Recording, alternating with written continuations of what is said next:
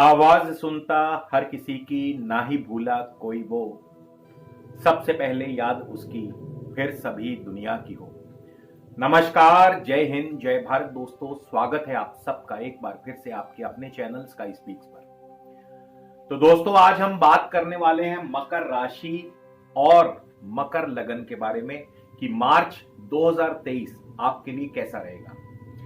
आपकी सेहत, आपका स्वास्थ्य, आपकी नौकरी, कारोबार, आपकी आर्थिक स्थिति, संतान, शिक्षा, पारिवारिक जीवन, आपकी कौन सी दशा अंतरदशा आपको क्या फल देने वाली है। इसके अलावा इस महीने का सक्सेस मंत्रा और इस महीने की लकी डेट्स, इन सभी पर बारी बारी से हम चर्चा करेंगे।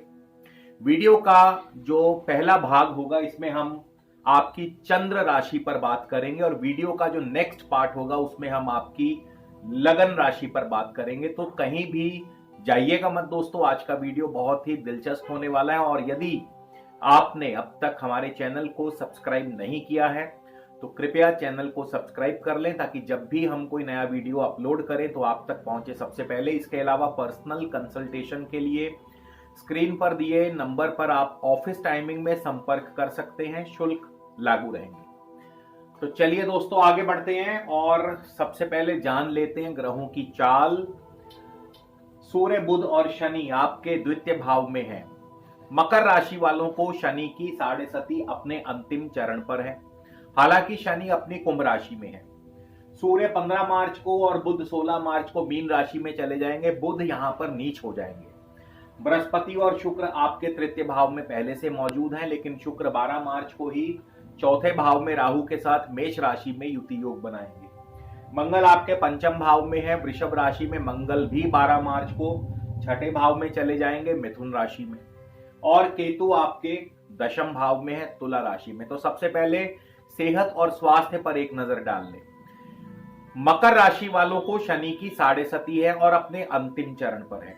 यानी शनि जो है आपके चंद्रमा से द्वितीय भाव में, हालांकि अपनी राशि में है, लेकिन चंद्रमा पर इसका नेगेटिव इफेक्ट जरूर रहता है। चंद्रमा मन के कारक है, तो ऐसे में मानसिक स्थिति को परेशान करना लाजमी है। शनि भले अपनी राशि में हो, लेकिन चंद्रमा को पीड़ा देने में पीछे नहीं हटेंगे। तो ऐसे में मानसिक स्थिति जो है, मानसिक तनाव जो है वो बना रहेगा। मंगल भी 12 मार्च को छठे भाव में आ रहे हैं और छठे भाव से मंगल की सीधा मकर राशि पर दृष्टि होगी। चोट, दुर्घटना, सर्जरी आदि के योग बनाते हैं। ज्वर आदि की शिकायत भी हो सकती है। तो ऐसे में थोड़ा सा सेहत का ध्यान रखना अति आवश्यक है। आपके नौकरी कारोबार की स्थिति की बात करें तो केतु आपके दशम भाव में है, तुला राशि में। और तुला राशि के स्वामी शुक्र, यानी दशम भाव के स्वामी शुक्र पराक्रम भाव में है, उच्च के हैं। यानी पराक्रम से, मेहनत से सभी कार्यों में आपको सफलता होगी। नौकरी हो या कारोबार हो, उसमें आपको मेहनत के बल पर ही आगे कार्य जो है आपके बनते चले जाएंगे।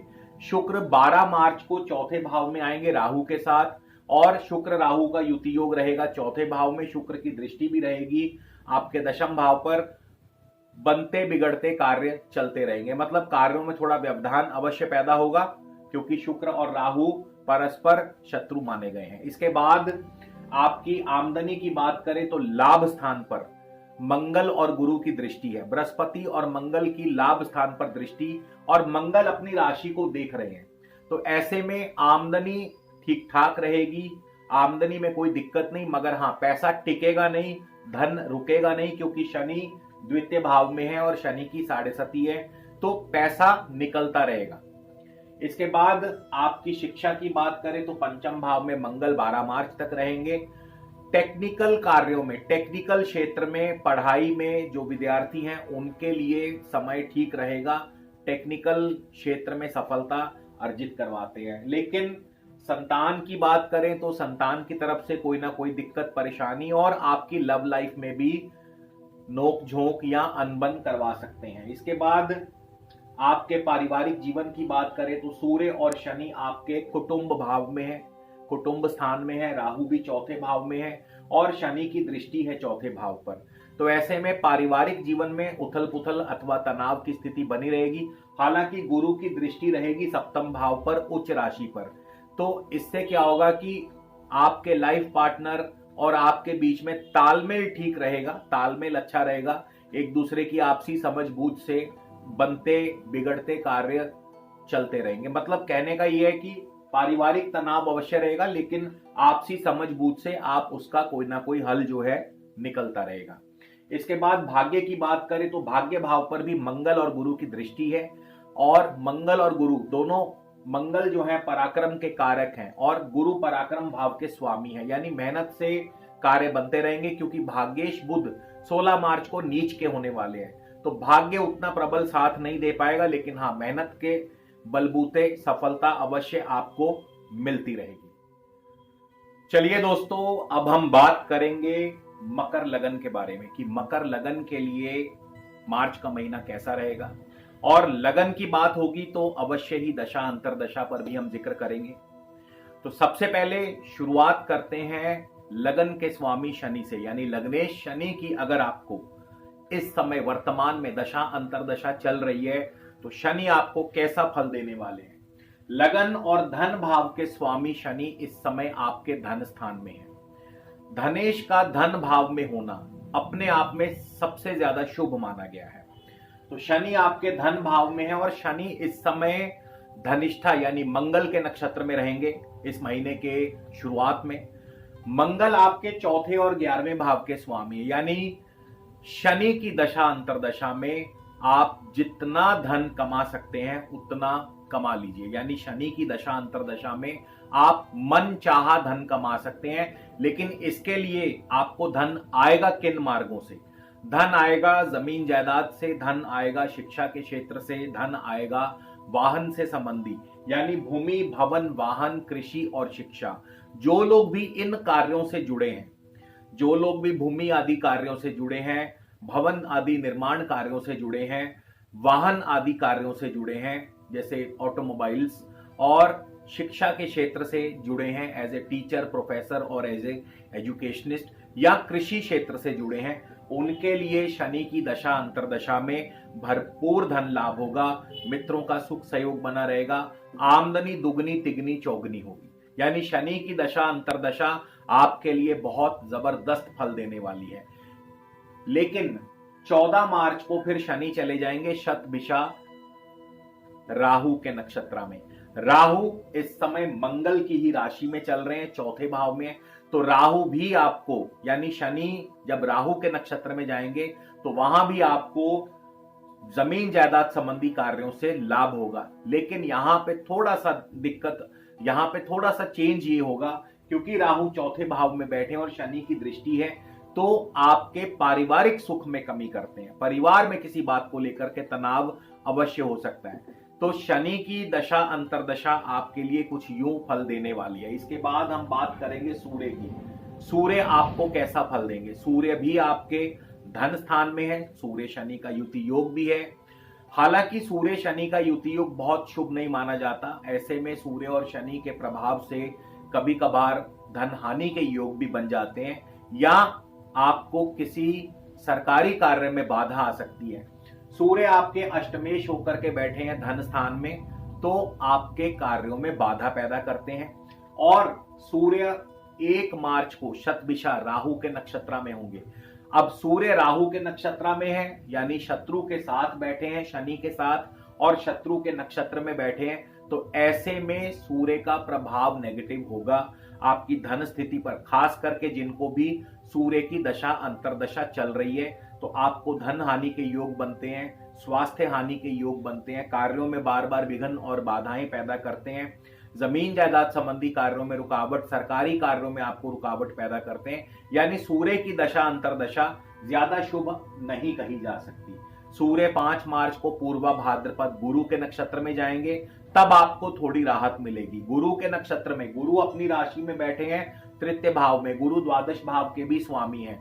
तो जैसे ही सूर्य गुरु के नक्षत्र में प्रवेश करेंगे, आपकी मेहनत रंग लाएगी, आपकी भागदौड़ बढ़ेगी, लंबी दूरी की या छोटी दूरी की यात्राएं हो सकती हैं, सरकारी कार्य आपके बनने लगेंगे, आपका विदेश यात्रा हो सकती है, फॉरेन सेटलमेंट हो सकती है, वीजा या पीआर की फाइल आपकी अप्रूव हो सकती है। 15 मार्च को सूर्य मीन राशि में चले जाएंगे और 18 मार्च को सूर्य चले जाएंगे उत्तरा भाद्रपद शनि के नक्षत्र में। अब यहाँ पे सूर्य और शनि परस्पर शत्रु हैं, इसमें कोई दो राय नहीं, लेकिन यहाँ पे शनि की पोजीशन बहुत बढ़िया है। शनि धन भाव में धनेश होकर के बैठे हैं, पैसा आएगा, नो डाउट, बिल्कुल आएगा, धन लाभ होगा, लेकिन साथ साथ इस पैसे के कोई ना कोई दुख या तकलीफ या कोई ना कोई पारिवारिक चिंता अवश्य बनी रहेगी, क्योंकि सूर्य और शनि शत्रु हैं, हमें ये नहीं भूलना चाहिए। तो यहाँ पे सूर्य और शनि, सूर्य जब शनि के नक्षत्र में जाएंगे तो धन तो अवश्य मिलेगा, लेकिन साथ साथ कोई ना कोई पारिवारिक चिंता अवश्य बनी रहेगी। तो सूर्य की दशा अंतरदशा आपको इस प्रकार से फल देगी। अब हम बुध की बात कर लें। बुध आपके षष्ठेश और भाग्येश है, यानी भाग्य भाव के स्वामी है, छठे भाव के स्वामी है और धन स्थान में है। बुध की जिनको दशा अंतरदशा चल रही है, बुध आपको कैसा फल देंगे? इस महीने के आरंभ में बुध भी मंगल के ही नक्षत्र में है। भाग्येश और षष्ठेश का मंगल के नक्षत्र, मंगल चौथे और 11वें के स्वामी है, यानी बुध की दशा अंतरदशा में भी भूमि, भवन, वाहन, कृषि और शिक्षा, इन 5 क्षेत्रों से भरपूर धन लाभ होगा। लेकिन उनको ही होगा जो लोग इन क्षेत्रों में कार्यरत हैं या जो लोग इन क्षेत्रों से जुड़े हुए हैं। इसके अलावा विद्यार्थियों का प्रदर्शन बहुत बढ़िया रहेगा। शनि की दशा में भी विद्यार्थियों का प्रदर्शन बहुत बढ़िया रहेगा, यानी विद्यार्थियों के लिए भी समय अनुकूल रहेगा। फिर 3 मार्च को बुध चले जाएंगे शतभिषा राहु के नक्षत्र में, और बुध और राहु परम मित्र हैं, तो राहु के नक्षत्र में जाने पर भी बुध का फल शुभ रहेगा। जमीन जायदाद संबंधी कार्यों से लाभ आपको मिलता रहेगा। 10 मार्च को बुध चले जाएंगे गुरु के नक्षत्र में। दोनों शत्रु हैं, स्थान परिवर्तन के योग बन सकते हैं, छोटी मोटी यात्रा, भाग दौड़, विदेश यात्रा भी हो सकती है, विदेशी व्यापार आपका फलेगा फूलेगा, और पीआर या वीजा की फाइल आपकी अप्रूवल मिल सकती है, क्योंकि बुध गुरु के नक्षत्र में पहुंच चुके हैं। 16 मार्च को बुध हो जाएंगे मीन राशि में नीच, लेकिन क्या वाकई आपको नीच का फल देंगे? डिपेंड करता है, क्योंकि 17 मार्च को बुध जाने वाले हैं शनि के नक्षत्र में, तो बुध नीच का फल ना देकर के आपको बहुत ही शुभ फल प्रदान करेंगे, क्योंकि शनि लग्नेश और धनेश होकर के धन स्थान में बैठे हैं, धन की वृद्धि करते हैं, धन लाभ करवाते हैं, मान सम्मान भी बढ़ेगा। हाँ, आपकी सेहत और स्वास्थ्य का थोड़ा ध्यान रखना है और पारिवारिक तनाव भी बना रहेगा। इसके बाद 24 मार्च को बुध चले जाएंगे स्वयं अपने नक्षत्र में, जो कि बुध का नक्षत्र है रेवती, और बुध छठे और नवम भाव के स्वामी है, तो ऐसे में भाग्य की वृद्धि करते हैं, पिता से सुख सहयोग मिलेगा, पैतृक संपदा मिल सकती है, या पैतृक संपदा के मामलों में उलझे कार्य सफल होंगे, और इसके अलावा नौकरी में अनुकूलता, नौकरी में तरक्की और आर्थिक पक्ष आपका मजबूत होगा। तो यानी बुध की दशा अंतरदशा भी आपके लिए शुभ प्रभाव देने वाली है। इसके बाद बृहस्पति की बात कर लें तो बृहस्पति अपनी राशि में है, पराक्रम भाव में, तृतीय भाव में बैठे हैं, द्वादश भाव के स्वामी हैं, यात्रा आदि के योग बनते रहेंगे, विदेश यात्राएं भी करवा सकते हैं, और रेवती नक्षत्र में है, बुध के नक्षत्र में है, तो नौकरी में अनुकूलता, नौकरी में आपको तरक्की, प्रमोशन, आपको ऋण आदि की सुविधा प्राप्त करवाते हैं, और लंबी दूरी की यात्राएं, इंपोर्ट एक्सपोर्ट का कारोबार आपका बहुत बढ़िया चलेगा, मगर सेहत और स्वास्थ्य का ध्यान रखें बृहस्पति की दशा अंतरदशा में। शुक्र की बात कर लें, शुक्र आपके इस महीने के आरंभ में उच्च के होंगे। शुक्र आपके पंचमेश हैं और दशमेश हैं, यानी मकर लगन वालों के लिए शुक्र परम योग कारक ग्रह माने गए हैं, और उच्च के होकर कहां बैठे हैं? पराक्रम भाव में। तो क्या करेंगे? आपको नौकरी में, कारोबार में तरक्की, लेकिन आपके पराक्रम से, आपके मेहनत से। और इसके साथ ही शुक्र रेवती नक्षत्र में है, बुध के नक्षत्र में। बुध भी आपके छठे और नवें भाव के स्वामी है, तो भाग्य की वृद्धि करते हैं, भाग्य आपका साथ देगा, नौकरी में अनुकूलता, नौकरी में तरक्की, प्रमोशन। इसके बाद 12 मार्च को शुक्र चले जाएंगे मेष राशि में, अश्विनी नक्षत्र में, केतु के नक्षत्र में, और केतु आपके दशम भाव शुक्र की राशि में है, तो मान सम्मान, पद प्रतिष्ठा, प्रॉस्पेरिटी, प्रोग्रेस, प्रमोशन आपके कदमों में। 23 तारीख को शुक्र जाने वाले हैं भरणी नक्षत्र में, जो कि शुक्र का अपना नक्षत्र है। शुक्र पंचम और दशम के स्वामी है, तो यहाँ पे नौकरी में परिवर्तन और प्रमोशन, या परिवर्तन या प्रमोशन, दोनों में से कुछ भी संभव है। यानी शुक्र की दशा अंतरदशा आपके लिए बहुत ही शुभ फल प्रदान करने वाली है। राहु की बात कर ले, राहु चौथे भाव में, मंगल की राशि में, मंगल 11वें और चौथे के स्वामी है। और राहु केतु के नक्षत्र में, अश्वनी नक्षत्र में, और केतु कहां बैठे हैं? दशम भाव में। यानी हर प्रकार से राहु की दशा अंतरदशा जमीन जायदाद, भूमि, भवन, वाहन, कृषि, शिक्षा, नौकरी, कारोबार में तरक्की, प्रमोशन, सब कुछ आपको दिलवा सकते हैं, क्योंकि यहाँ पे राहु की पोजीशन भी बहुत जबरदस्त है। चौथे भाव में है, मंगल की राशि में है, मंगल लाभेश है, इच्छा पूर्ति करते हैं मित्रों के सहयोग से, भाई बंधुओं के सहयोग से। केतु के नक्षत्र में है, केतु भी दशम भाव शुक्र की राशि में। तो कुल मिलाकर के राहु की दशा अंतरदशा शुभ फल देगी। बस राहु में आपको केवल और केवल आपके माता जी के सेहत और स्वास्थ्य पर दिक्कत परेशानी कर सकते हैं, या कोई ना कोई पारिवारिक चिंता दे सकते हैं। राहु का चौथे भाव में यही एक नेगेटिव फल है। मंगल की बात कर लें तो मंगल की दशा अंतरदशा कैसा फल देने वाली है? मंगल आपके चौथे और 11वें भाव के स्वामी है। मंगल पंचम भाव में, वृषभ राशि में, लेकिन मंगल अपने ही नक्षत्र में है। तो मंगल की दशा अंतरदशा भी भूमि, भवन, वाहन, कृषि और शिक्षा, इन 5 क्षेत्रों से आपको धन लाभ करवाती है। 12 तारीख को मंगल छठे भाव में चले जाएंगे, मिथुन राशि में, शत्रुओं का नाश करेंगे। 17 तारीख को मंगल आर्द्रा नक्षत्र, राहु के नक्षत्र में प्रवेश करेंगे। अब यहाँ पे फिर राहु का ही प्रभाव लेकर के, क्योंकि राहु भी मंगल की राशि में बैठे, तो वही सब फल आपको देंगे जो राहु के अंतर्गत ऑलरेडी मैं आपको बता चुका हूं। चंद्रमा की दशा अंतरदशा डिपेंड करती है कि चंद्रमा आपकी अपनी कुंडली में कैसे है। अगर चंद्रमा आपकी अपनी कुंडली में, अपनी राशि में है, शुभ राशि में है, मित्र राशि में है, उच्च राशि में है, केंद्र में है, त्रिकोण में है, तो ऐसे में चंद्रमा बहुत जबरदस्त फल देंगे। व्यापार की वृद्धि, आपके कारोबार की वृद्धि करते हैं, आर्थिक पक्ष आपका मजबूत होगा, आपका दाम्पत्य जीवन सुखी होगा। लेकिन अगर चंद्रमा की स्थिति शुभ नहीं है तो फिर ऐसे में चंद्रमा विपरीत फल प्रदान करेंगे। इसी तरह केतु की बात कर लें, केतु की दशा अंतरदशा आपको कैसा फल देने वाली है? अब केतु आपके दशम भाव में है, शुक्र की राशि में है, शुक्र पंचम और दशम के स्वामी है। तो केतु की दशा अंतरदशा में नौकरी में परिवर्तन, प्रमोशन दोनों संभव है। नौकरी में परिवर्तन के साथ साथ जमीन जायदाद संबंधी कार्यों से भी लाभ होगा, क्योंकि केतु इस समय स्वाति नक्षत्र, राहु के ही नक्षत्र में है। तो केतु अपना फल तो देंगे ही, राहु का फल भी प्रदान करेंगे। अब इस महीने का सक्सेस मंत्र क्या है? देखिए, इस महीने राहु चौथे भाव में है और शनि की दृष्टि है राहु के ऊपर, तो चौथा भाव थोड़ा सा पीड़ित हो जाता है। चौथा भाव है सुख स्थान का, मातृ स्थान का। माता जी को कष्ट है या आपके मन में कोई ना कोई चिंता परेशानी बनी रहती है। राहु को शांत करने का सर्वोत्तम उपाय है गंगा स्नान। या तो आप हरिद्वार जाएं, गंगा स्नान करें, लेकिन सबके लिए ऐसा संभव नहीं है। तो क्या कर सकते हैं, आप घर बैठे ही अपने गंगा स्नान कर सकते हैं, यानी आप अपने नहाने वाले जल में गंगा जल डाल के नहा सकते हैं।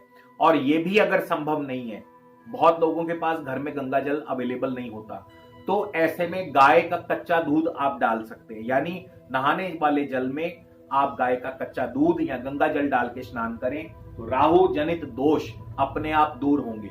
अब हम बात करेंगे इस महीने की लकी डेट्स कौन कौन सी हैं। तो 3, 4, 5, 8, 9, 21, 22, 26, 27, 30 और 31 मार्च, ये इस महीने की आपकी लकी डेट्स हैं, यानी इन दिनों में शुभ कार्य किए जा सकते हैं। तो इसी के साथ दोस्तों विदा लेता हूं, अगले वीडियो में फिर मुलाकात होगी। नमस्कार, जय हिंद, जय भारत।